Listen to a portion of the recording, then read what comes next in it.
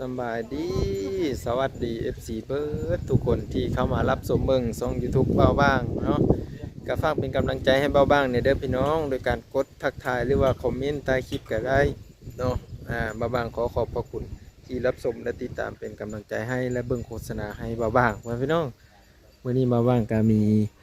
เคสหนึ่งเนาะก็คือมีครอบครัวหนึ่งนั่นแหละที่ว่าทุกข์ยากก็ว่าได้เนาะ ทุกอยากปากมองไงแล้วเฮ็ดได้แหละจักเพิ่นอยู่กันจักคนจักเพิ่นกินแนวใดอยู่แนวใดเรือนศาลบ้านซ่องกะผู้พังเนาะ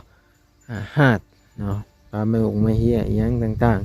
ๆมื้อนี้มาว่างก็เลยแวะเข้ามานี่เนาะว่าเพิ่นมีลูกมีเต้าจักคนแน่ก็สิเฮามาสอบถามนำกันพ่อแม่พี่น้องเอ้ย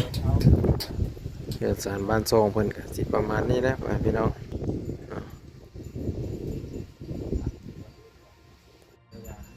เมื่อนี้เรามาเห็น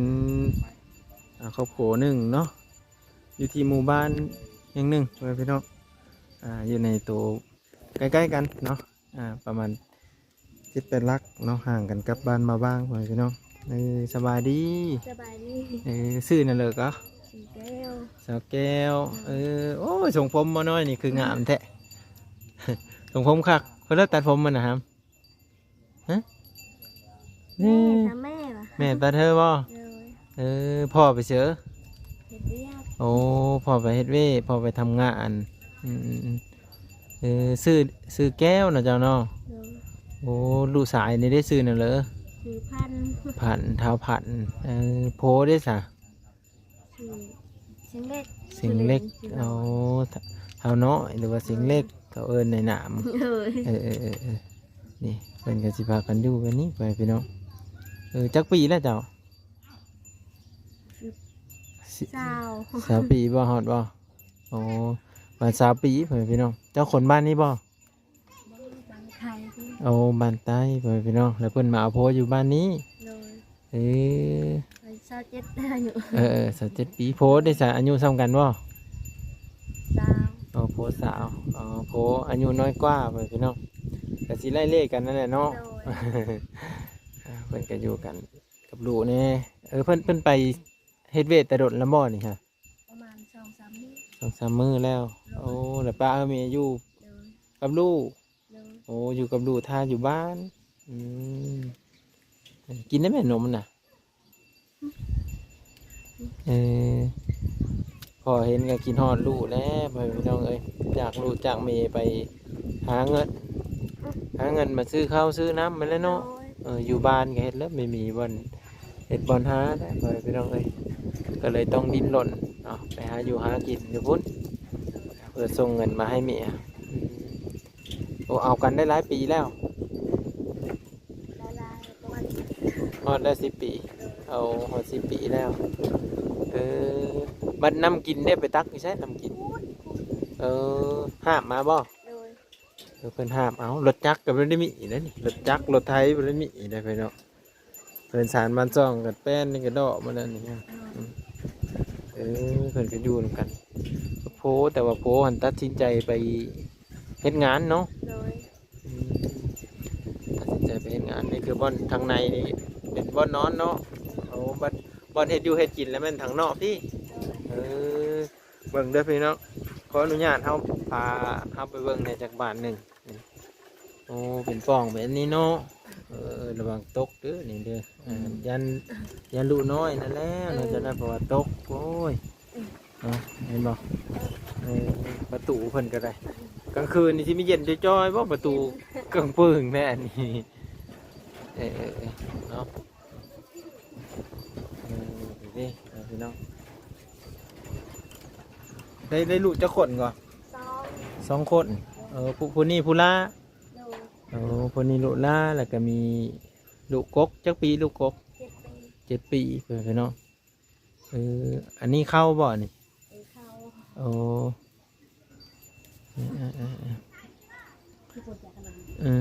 นี่มีเงียบเลยเด้อบ่นี่มีให้เลยเด้อขอบใจเด้อเป็นยุขอบใจบ่าวเด้ขอบใจเด้อกินนมจ้าเพิ่นเว้าได้แล้ว กำลังติดแม่แล้วทุกคนในซ้ำนี้ฮันกำลังติดแม่กำลังจะกินข้าวต้มขนมเลยซ้ำเนี้ยกะสิใหญ่กว่าบุญมีอยู่หน้อยนึงฮะโอ้กลางคืนมานี่ก็ลมพัดวิวอยรีรอเนาะ โดย ปุ่นแหนมเป็นเดินนินดาวมาพี่น้องเอ้ยเนาะเพิ่นก็อยู่ร่วมกันครับโหนี่ประมาณ10 ปีเนาะอยู่ร่วมกันเนาะ โดย โอ้10 ปีพี่น้องเอ้ยพากันกินข้าวกินน้ำแล้วบ่นี่กินข้าวเปียกแล้วบ่ กินแล้ว เออหันกินแล้วแอมบ่ แซ่บ แซ่บบ่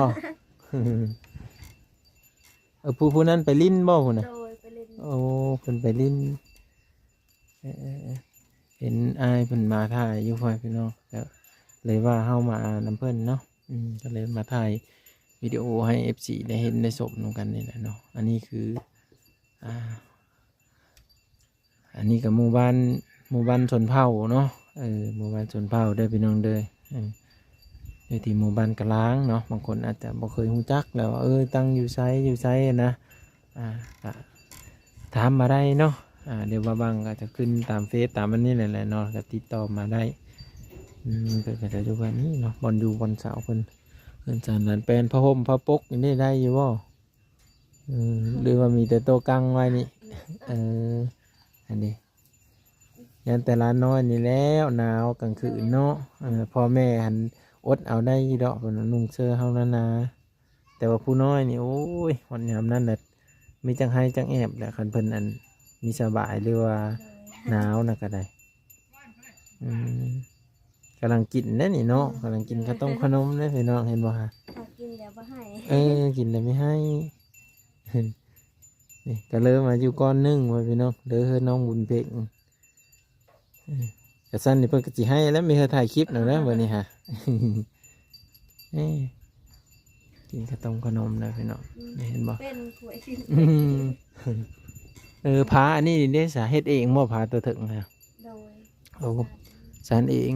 ไปหาเก็บแต่เสือหมาเสือนี่ พูดอยู่ไกลครับเอา โอ้หาบเอามาสารใช่ โดย พอได้แอมเนาะพอได้แอมได้อันนี้พอพี่น้องนี่ตัวนี้ก็นี่พาปนนี้กลางค่ำกลางคืนนี่ก็อัดล็อกไม่ได้นี่เนาะ โดย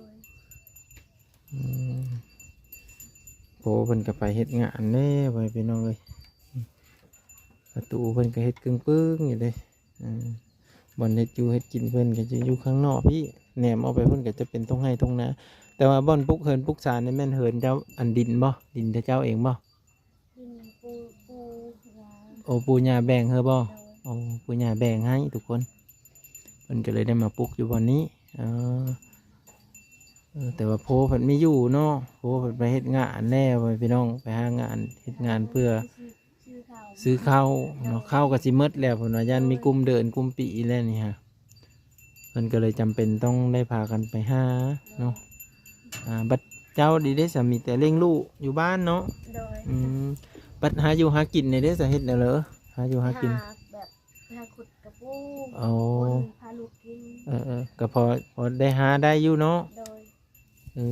พา อ กบพาเพื่อน บัดยามลูกให้จะกินข้าวต้มขนมมาได้สาเหตุนั่นเลย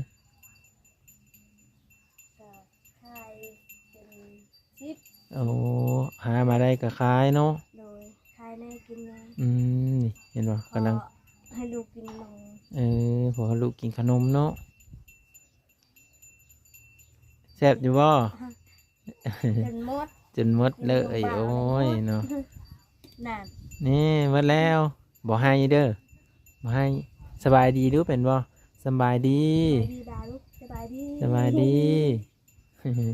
กำลังกินขนมเลยนะทุกคนนี่ หมดแล้วอ้อย หมดแล้วให้แล้วบัดนี้ นมมาละ ยันแต่เป็นวัดเนอกกินร้ายกันเลย โดย กินร้ายก็ไม่ได้เลยทุกคนเป็นวัดได้ขนมข้าวต้มมันหวานเด้เป็นวัดแต่สิญ่าลูกเพิ่นนี่แล้วญ่าผู้พาไปหงมดหงมออีแหละ โพกอายุไก่พุ่นเนาะจักสิหาเงินหาคำมาให้เสืออีพาลูกพาเต้าไปหงมดหงมออีนะคือแต่ว่ามันกับไม่ได้แอบเนาะเล็กน้อยปกติของเขาเนาะ โดย อย่างเขาเยอะลิ้นเยอะนะมันก็แอบแน่แหละอืมหมดแล้ว เอาหวานจำนี่แหละเอาขอบใจหลายๆสาว สาวแก้วเด้อพ่อแม่พี่น้องเด้อผู้เพิ่นก็ซื้อเล็กเนาะไปเพิ่นก็ไปหาอันนั่นเองได้พ่อแม่พี่น้องพาไม่เฮนี่ไปหาเอาอยู่ป่าพุ่นแหละอยู่ดงพูนเนาะมาแล้วก็มายิบเซอร์เนี่ยมาสารพากระตาดเซอร์เนาะเขาเอิ้นว่าพากระจาดบ่ลือพาว่าไงก็คือพาเหินนั่นแหละเนาะแต่เก่าแต่เดิมเพิ่นก็ไปหาเอาแบบนี้เนาะคันว่าสิไปซื้อเอาพาไม่เฮนี่ต้องไล่เงินอยู่แล้วเนาะมันแสนพุ่นแหละเนาะใกล้400-200 บาทพุ่นนะทุกคนแพงสมโขนอยู่เพิ่นกำลังง่ายๆอยู่เนาะสังกะสีตัวนี้ก็มีพอซ้ำพี่น้องดอกมาแล้วเพิ่นก็ได้เนาะคอยไปคอยมาเด้อยันนั่นเด็กน้อยอะไรตกเนาะยันผู้น้อยเป็นตกมาพี่น้องเนาะอันนี้ก็จะเป็นด้านหน้าของเพิ่นพี่น้องเอาบางๆกับขอบพระคุณ FC เบิร์ดทุกคนนะที่รับชมและติดตามตลอดมาวิดีโอหน้าถึงพ่อกันไม่ขอบพระคุณเบิร์ดทุกคนเด้อพี่น้องที่ให้กันกดไลค์กดแชร์และก็เป็นกำลังใจให้บ้างเนาะไปพี่น้อง